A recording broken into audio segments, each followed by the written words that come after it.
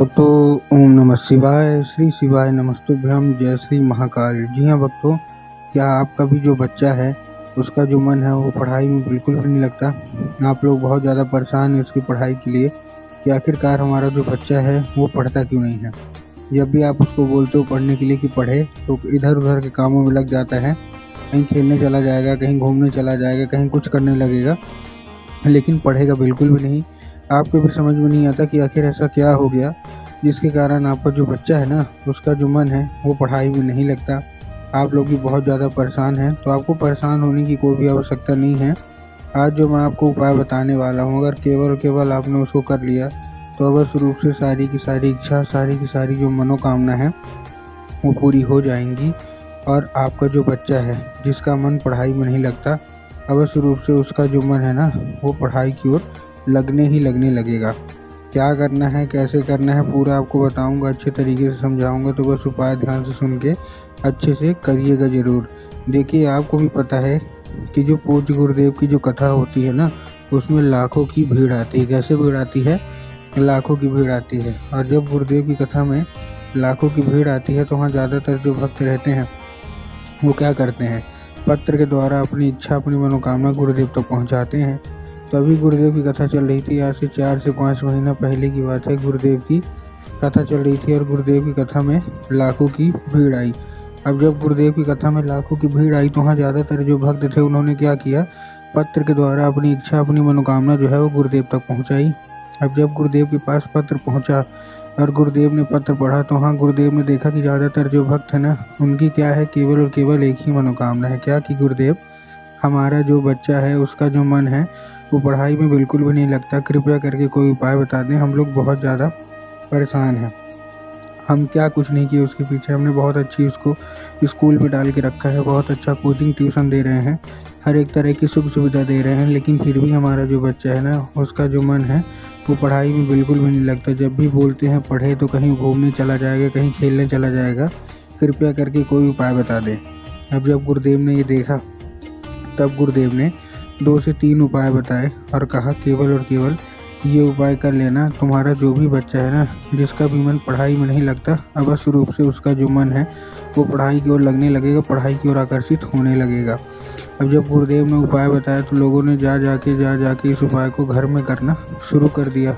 अब जैसे ही लोगों ने जा जाके इस उपाय को घर में करना शुरू कर दिया, वही लोग गुरुदेव की कथा में मात्र 1 से 1.5 महीने के बाद वापस आए।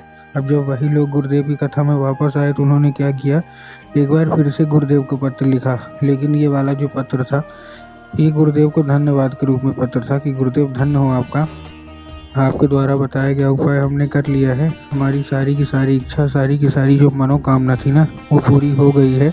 हमारा जो बच्चा था जिसका मन पढ़ाई में बिल्कुल भी नहीं लगता था, अब वो बिना बोले बिना कुछ कहे केवल पढ़ाई ही करता है। आपका कोटि कोटि धन्यवाद।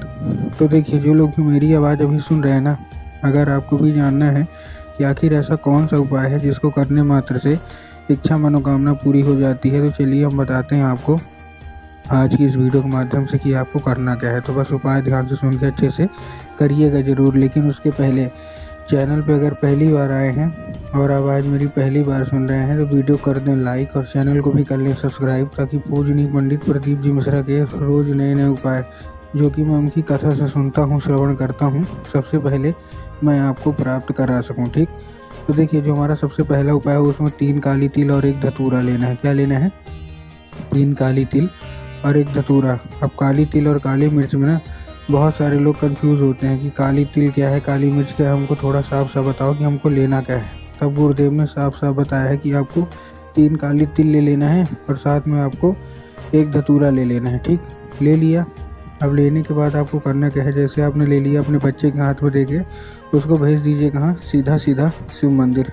अब जैसे ही आप शिव मंदिर आपका बच्चा पहुँचेगा उसको बोलना है कि दक्षिण दिशा में खड़ा हो जाए और उत्तर की ओर अपना चेहरा कर ले। अब देखिए, दक्षिण और उत्तर में भी ना बहुत सारे लोग के मन में कन्फ्यूज़न आता है कि दक्षिण क्या है, उत्तर क्या है, हमको थोड़ा साफ साफ बताओ।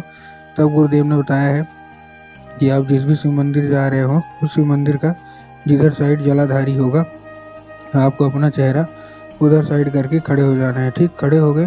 खड़े होने के बाद आपको क्या करना है, एक नाम लेके, कौन सा? महादेव का बहुत ही सुंदर सा नाम है श्रम्भेश्वर महादेव। तो आपको करना क्या है, आपको श्रम्भेश्वर महादेव का नाम लेके और उन्हीं का स्मरण करके, किसका, श्रम्भेश्वर महादेव का नाम लेके और उन्हीं का स्मरण करके आपको चुपचाप क्या कर देना है, बाबा भोलेनाथ के ऊपर जो है ना वो आपको अर्पित कर देना है बस। पूज्य गुरुदेव कहते हैं कि अगर आपने बाबा भोलेनाथ का ये श्रम्भेश्वर महादेव का नाम लेके अर्पित कर दिया ना, तो अवश्य रूप से जो कोई भी इच्छा, जो कोई भी मनोकामना है ना, आपकी सारी की सारी इच्छा मनोकामना जो है वो अवश्य रूप से पूरी होगी और आपका जो बच्चा भी है ना, उसका भी जो मन है वो अवश्य रूप से पढ़ाई की ओर आकर्षित होगा ही होगा। ठीक, ये था कौन सा हमारा, ये था हमारा पहला उपाय। अब हम चलते अपने दूसरे उपाय की ओर। अब देखिए जो हमारा दूसरा उपाय है, इस उपाय में आपको करना क्या है, दूसरे उपाय में आपको लेना क्या है, दूसरे उपाय में आपको लेना है एक लाल फूल। अब जब आप लाल फूल आप लेंगे तो ध्यान रखना कि फूल कहीं से भी कटा फटा ना हो, पहली चीज़ ध्यान रखना है आपको ये। दूसरी चीज़, इस उपाय को करने के लिए आपके घर में माता सरस्वती की फोटो या मूर्ति होना अति अनिवार्य है। अगर आपके घर में माता सरस्वती की फोटो या मूर्ति है तब तो ठीक है, लेकिन अगर आपके घर में माता सरस्वती की फोटो या मूर्ति नहीं है तो आपको बाज़ार जाना है, माता सरस्वती की फ़ोटो या मूर्ति ले आना है और अपने घर में उनको स्थान देना है। ठीक, दे दिया स्थान देने के बाद आपको करना क्या है, शाम के वक्त में जब आपके घर में पूजा पाठ होती है ना, तो क्या करना है, वो जो लाल फूल है वो माता सरस्वती को अर्पित करना है और माता से उसको औषधि के रूप में मांगना है कि माता कृपया करके हमको इसको औषधि के रूप में प्रदान करिए। अब क्या होगा, अब ये औषधि का रूप ले लेगा।